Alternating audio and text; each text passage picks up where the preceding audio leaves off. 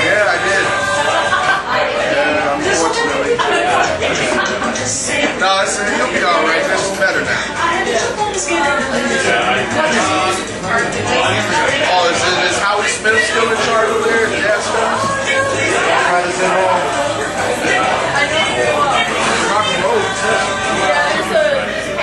I want you to finish your shot, celebrate glory.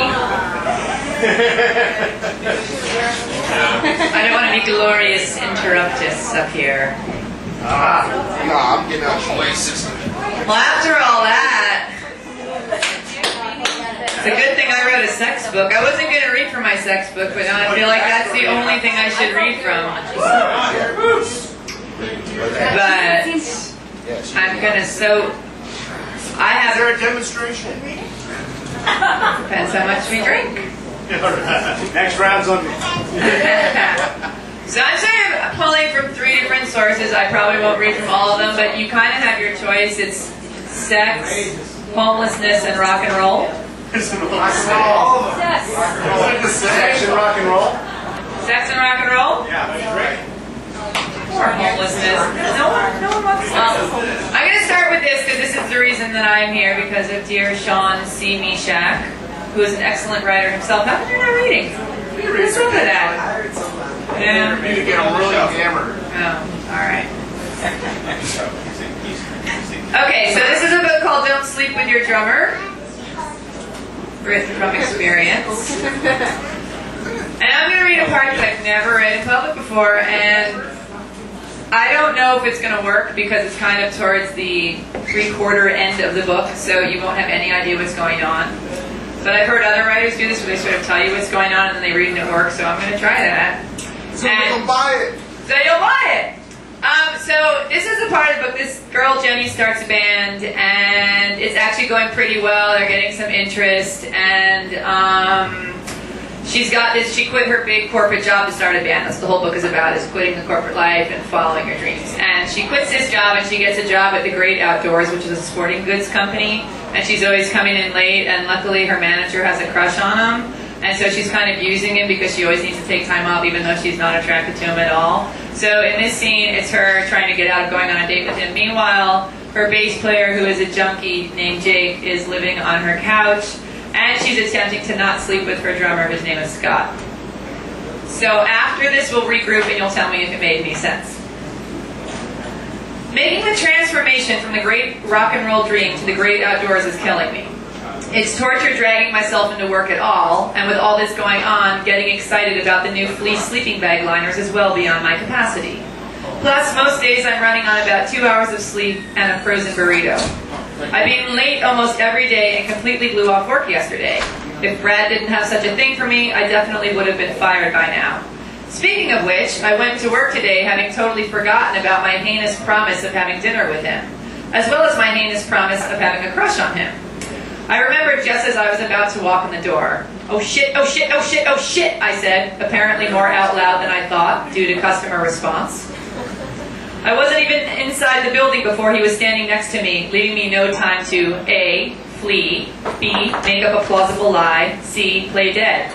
"Hey, Tiger," he said, making my flesh crawl clear off my body. "Hi, Brad," I said, wincing in pain. What the fuck was I going to do? I couldn't have dinner with him. Any more encouragement on my part would be cruel and unusual punishment. And as much as I hated the thought of hurting the guy, I had to be realistic. I was too busy to waste my time pampering the crushes of vegan managers.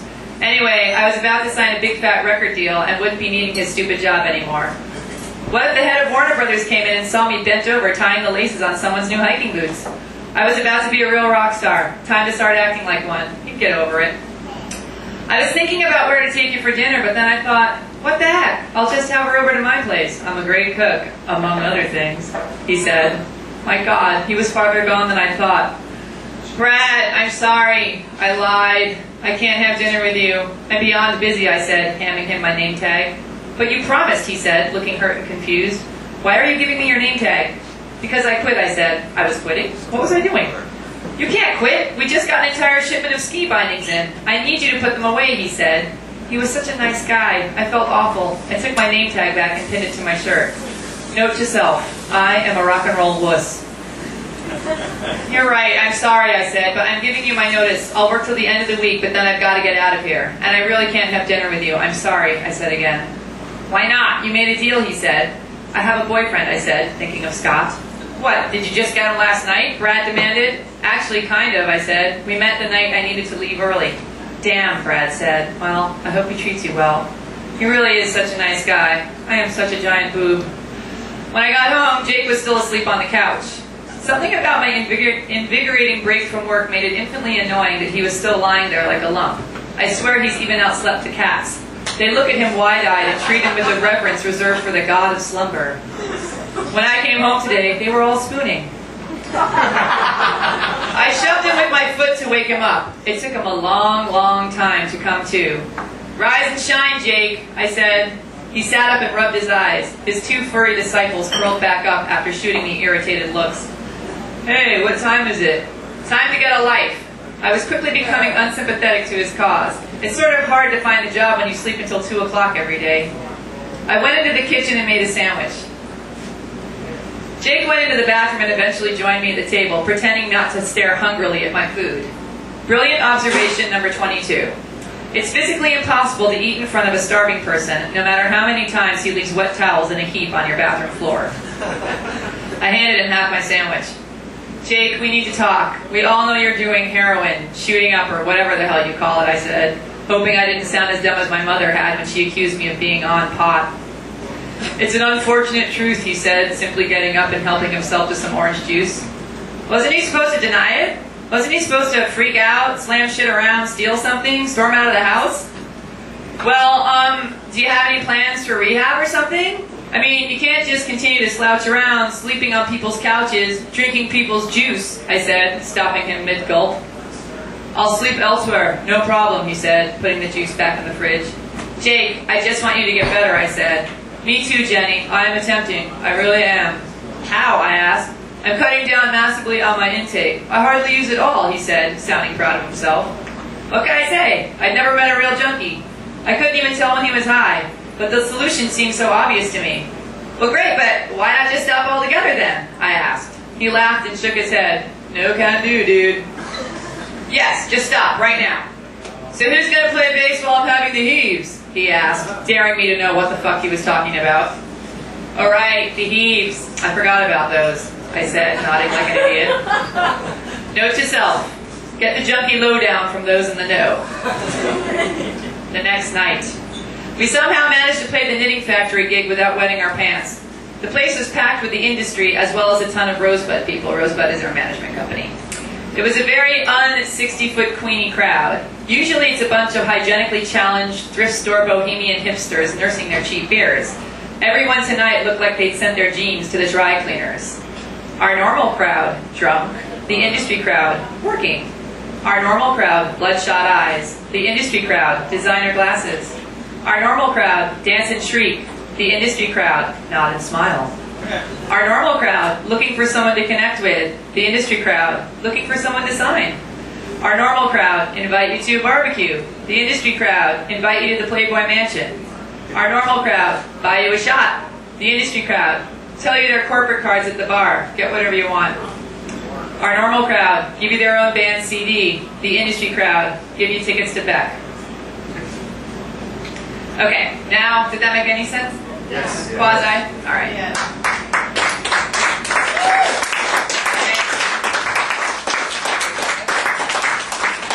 Now I'm going to read a part about her going to her sister's wedding, which I don't think I need to explain anything about. Sometimes I think I was put on this earth to screw up seating arrangements at weddings. My table contained 4 couples and me, and while they all merrily chatted away about vacation packages, I looked longingly at the kiddie table. One little girl was stuffing ham up her nose while her brother rolled around under the table, aiming his fork at people and making shooting noises. Not one of them was talking about what a lovely wedding it was or how beautiful my sister looked. They were making sculptures out of butterballs. They were taking their pants off. They were the party table. My sister did me a huge service by not asking me to go out and buy a $500 doily posing as a dress and be in the ceremony. She either noticed that the shower nearly killed me or realized that it nearly killed her and thought it best for both of us this way. The whole thing was held in the house of a high school friend of Carla's, who's now a rich Beverly Hills trophy wife. Her husband is some big movie producer guy who's 100 years old, and there were pictures of him everywhere with his arm around various movie stars. At the end of the night, I found Mom standing in front of these in the living room, swaying back and forth to the music of the band, her half-full wine glass leading the way. It was a picture of Mr. Big Rich Geezer with Bette Midler, Mom's idol. Bette is a great, great lady. What pizzazz, she'd always say. I'd push you in front of a bullet meant for her if it ever came to that. My own child, that's how much I love her. Note to self, don't go to the ghetto with Mom and Bette Midler. So are you going to steal it or what? I asked, sneaking up behind her. She jumped, causing a splash of wine to come flying out of her glass. Oh, now look what you've done, she cried, licking the wine off her arm. Geez, Mom, I said, looking around the room for a cocktail napkin to wipe it up with. I didn't see one. Instead, I saw something even more disturbing than my mother licking booze off her arm. I saw my father sucking face with Mrs. Pascoe behind the piano across the room. He was bent way over due to the fact that he's a good foot taller than she is, and I was treated to an unobstructed view of her pudgy hand gripping and releasing his left butt cheek. I froze and somehow stifled a scream. Close your mouth, Jenny, you look like an imbecile, said my freshly groomed mother. Then she followed my terrified gaze over to the barnyard scene in the corner. It took a second to register, but then Mom, unlike me, was unable to control her emotions. Oh, she wailed, putting her hand over her heart and nearly collapsing onto an 18th century French love seat. She steadied herself and marched up to the happy couple, now no longer smooching, thanks to the bucket of cold water her scream had tossed on them, and stood there with her arms folded across her chest. Points of note. Theirs was not an amicable divorce. Mom kicked him out and swore that if she ever saw him again, she'd see to it that he'd pay dearly for wasting the best 15 years of her life. Mom and Dad haven't seen each other since Carla's college graduation, and even then we managed to skillfully keep the two camps separate. Point 3. Up until now, Mom had no idea that Mrs. Pascoe even existed. Point 4. Mom is still mad at Dad. Point 5. Dad is still scared at Mom. Point 6. Everyone involved is drunk. Marie, why look at you, you look exactly the same, my father said, cowering behind Mrs. Pascoe. How dare you come here and embarrass me like this, my mother shrieked, ensuring that anyone nearby who might have missed the show was now informed that it was starting. Okay, Mom, why don't you give me your wine glass, I said, imagining my father with his stem sticking out of his forehead. I somehow managed to pry it out of her hand and put it safely on the table behind me. You, acting like a teenage boy with this... She turned to Mrs. Pascoe and searched her horrified face for an adjective. This beanbag! I am not a beanbag, Mrs. Pascoe screamed. She is not a beanbag, Marie, my father agreed. It's a disgrace, Mom said, turning to her audience. Acting like animals in this house, where Bette Midler herself has been. I held Mom by the arm, partly to calm her down, and partly to prevent her from throwing a punch. I smiled at the crowd and said, it's fine. Everything is fine. No, Jenny, everything is not fine, my mother said, on the verge of tears. Dad, could you please leave now and take Mrs. Pascoe with you, I said, now holding both of Mom's arms. For the first time in his life, Dad actually heard what I said and started pushing Mrs. Pascoe towards the door. Oh no, not until she apologizes. I am no beanbag, Mrs. Pascoe said, holding her ground. Great, there is going to be bloodshed over an insult that didn't even make any sense. Dad was now looming over the tiny Mrs. Pascoe the same way I was hovering over Mom, holding them back like we were at a cockfight waiting for the whistle to blow. Ha! Said Mom, thrilled by her success. None of the 10 or so audience members offered to help, and I was moments away from just dragging Mom out by her hair when the life of the party suddenly came crashing into the room. He's the drunk guy at every wedding who makes long, not funny toasts and inevitably ends up on stage taking over the lead vocals for the band. He was about 25, and I recognized him from the wedding party as one of the groom's friends. He came screaming into the living room, followed by a throng of followers, with his tuxedo shirt unbuttoned and his bow tie wrapped around his forehead. I'll be taking requests and tips, he announced, taking a seat at the piano as people filed into the room. Nobody seemed to notice there was about to be a rumble, and before I knew it, a large crowd had come between the two contenders. I'd like to begin with an old favorite my mother taught me back in the day. Gather round and don't be afraid to sing. He started playing the old classic, You Do Something To Me, which, shockingly, was Mom and Dad's song. I couldn't fucking believe it. I imagined a loud, dramatic howl spilling forth from my drunken mother as she tore herself out of my kung fu grip and lunged for my father's windpipe. But much to my surprise, she started singing. And when I let go of her arms, she walked over to the piano and snuggled up next to Mr. Entertainment on the bench. Moments later, Dad was by her side, his hand resting on her shoulder out of old habit. And she didn't even take a bite out of it. In fact, they started singing together, causing Mrs. Pascoe to storm out of the room in a huff. My sister must have heard the song begin because she burst into the room in a panic, only to stare drop-jawed at the bizarre thing happening on the piano bench. She made her way over to me and gripped my arm. "What the hell is this?" she whispered. "I don't know, but I don't trust it." "Be prepared to run defense when the song's over," I said. But it was truly a miracle. The song ended and my parents were so caught up in the moment they actually hugged. Carla's nails dug into my arm as we watched. The impossible embrace. Both of them stepped back suddenly, embarrassed. "Very nice to see you, Marie," Dad said, scared again. But Mom looked completely confused and somehow tinier than ever. All the fight had been drained out of her. "Jenny, I'm ready to go now," she calmly said, and headed through the crowd and out of the room. I think in the normal world, this is what they call closure. She spent the entire car ride home chatty and happy. It was like she'd been body snatched. All she said about the incident was, "I can't believe it. That's who I've been getting terrible stomach gas over for all these years? Incredible." I had no idea she still thought about him that much. I wonder if this means Mom will finally spend some time doing something other than being pissed off.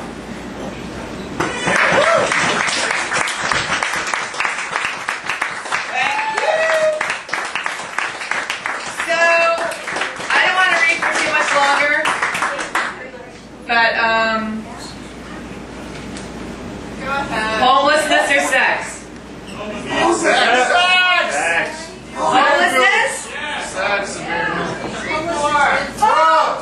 How about homeless? That's right, homelessness. It is homeless sex. There is kind of some sex involved. Sex, yeah. Well, my other book is called The Straight Girl's Guide to Sleeping with Chicks, which we already had The Straight Guy's Guide to Sleeping with Dudes before. I'm just going to read, I don't want to read a lot of this. I'm just going to read the intro, but not the whole thing. Alright. Oh, and so a little background. I had a girlfriend once, and I'd never had a girlfriend before, and this was only like 5 years, so I was 35, and I was like all of a sudden in this relationship with a chick, and I had no idea what the hell was happening to me, and I always thought, you know, what's the big deal? Like, people who are all confused about their sexuality and they're not sure. And I was like, you're either into it or you're not. What's your fucking problem? Get over it. And then it happened to me. And it confused the living shit out of me. And whenever I'm confused, I usually go to the bookstore to try and figure things out, you know? And I went to the bookstore, and there are no books anywhere on this stuff, which is amazing because, as we all know, you cannot swing a dead cat at a bridal shower without hitting a straight chick who slept with another chick, right? So nobody's ever written a book about it. There are plenty of books on lesbian sex and bisexuals and all that stuff, but there was nothing for the likes of me who did not know what the fuck was going on. So I had to write the book myself. And that's what this book is. So here's a little bit of the intro. I think my first sexual encounter with a member of the same sex happened when I was 7. My friend Wendy and I would spend hours playing with these little plastic Fisher-Price people who came with cars and houses and villages and stuff. Oh, meow. Who's that sad sack? As he walks out. Yeah. He's never seen himself naked either. You never leave somebody with a microphone and walk out. Alright, we're playing with Fisher-Price toys. We'd make up stories about them, have them go to work and cook dinner, and when they were bad, we'd send them off to the big ween. Uh-oh, Sally didn't do her homework again, Wendy would say, kicking off her panties and lying on the floor. She'd hold terrified little plastic Sally up in the air and announce to the entire Fisher-Price community that Sally was bad and must go to the big ween. Then she'd slowly lower the toy between her legs. I'd watch mesmerized as Wendy rubbed Sally around and around, stopping only when Wendy's "my first pussy" had gotten its fill. Inevitably, moments later, my own Mr. Smith would wind up telling a lie or robbing the Fisher-Price Bank. And my panties would go flying across the room. Uh-oh. I'm not sure if this counts as sex, since there were actually two the big weens. Wendy overseeing operations at hers and me at mine. But I do know that for me it wasn't all innocent play. I was a really sexual kid who started masturbating at around 5 years old and who was constantly getting sent to my room for greeting company with my hand down my pants. So I find it kind of surprising, since I was such an early enthusiast and such a curious person in general, that it took me until my 30s to really get down and dirty with another woman. I'd done my fair share of dabbling, made out with a few drunk friends, and groped the occasional boob here and there. But nothing all that intimate ever happened, man boobs. It was usually the result of being wasted and figuring if there are no cute guys around, I might as well pin Sharon to the couch. And I never went beyond that until my 30s. Maybe I was just too uptight or too immature, or maybe all my friends were just uglier back then. Whatever the reason, it took me a couple decades before I found myself face to face with a big ween again. And much to my surprise, just like little Plastic Sally, I got sucked in by it. At the risk of never getting laid again, I decided I'd write a book. Because my experiences with women affected me in such a radical and positive way, I had to make sure other women knew about it. I wanted everyone who's ever thought about it to try it. So what if I repelled future lovers, terrified that their most intimate secrets might wind up somewhere on page 84? It was like I had learned a whole new language that suddenly allowed me to communicate with members of my own gender in a way I never had before. As if sex wasn't already fabulous enough, I just doubled my fun by transforming the other half of the population into possible bedmates. Several things in particular about the experience really struck me because they were so remarkably different from being with a guy. One, when you're with a chick, the roles can switch back and forth in a much more equal and fluid way than they do with a guy. You can be the butch one, totally in control, throwing her around, and then switch to being submissive and girly. It obviously depends on who you're sleeping with, since so many women identify with being more dominant or submissive and aren't up for flippy-flopping. But if you get with someone who hasn't chosen sides, you can switch back and forth and feel fully in either role, which I find incredibly hot. 2. We'll skip 2. 3.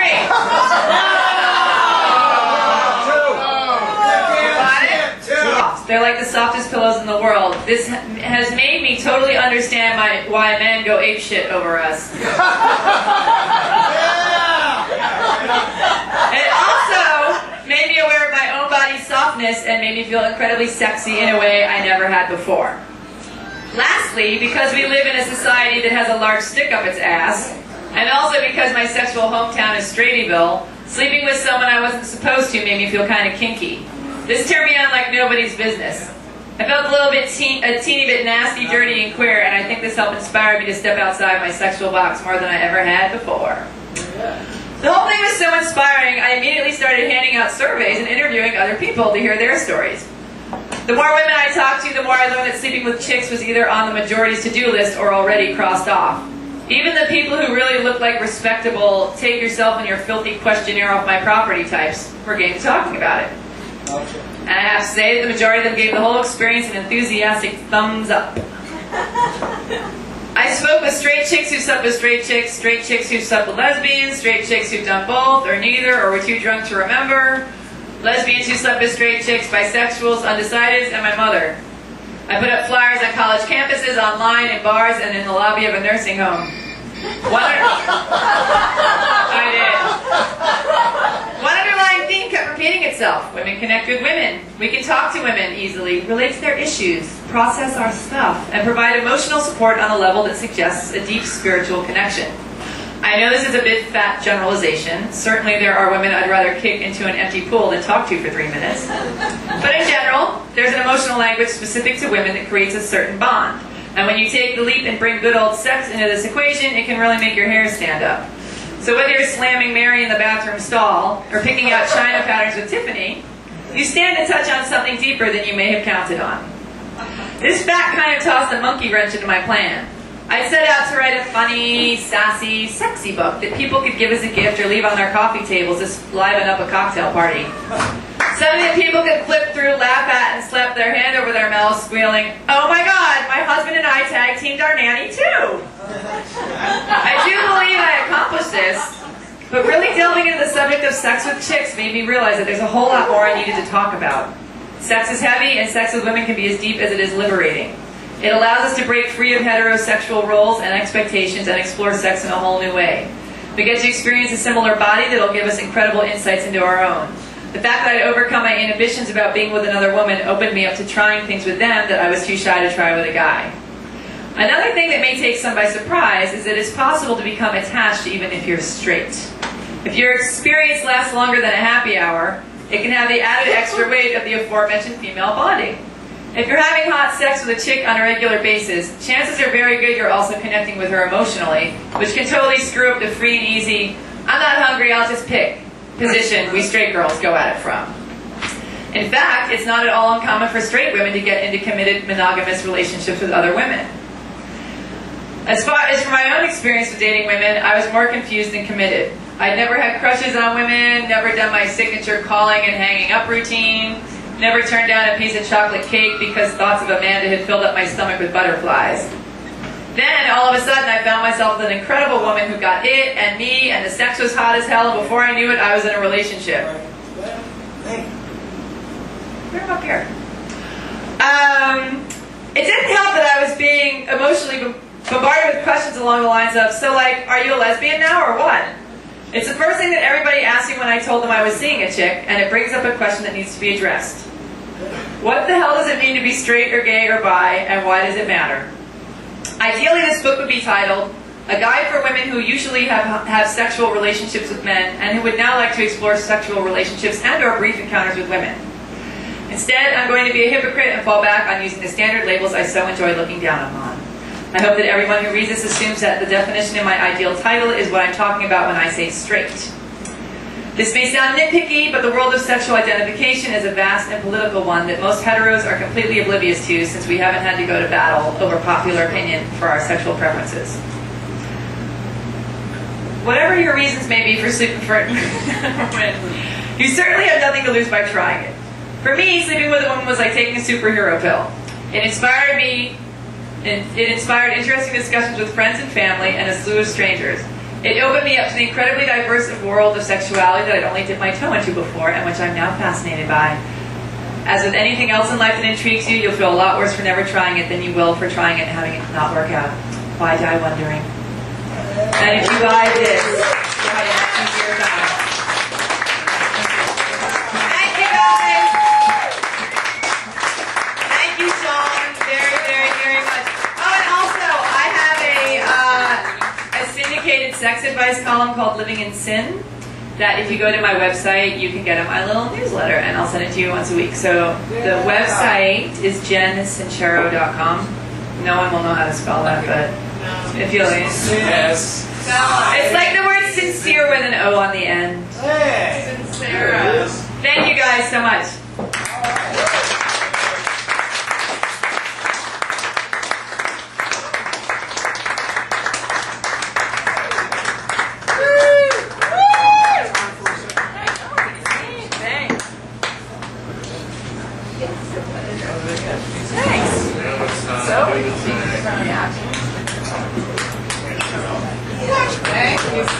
All right.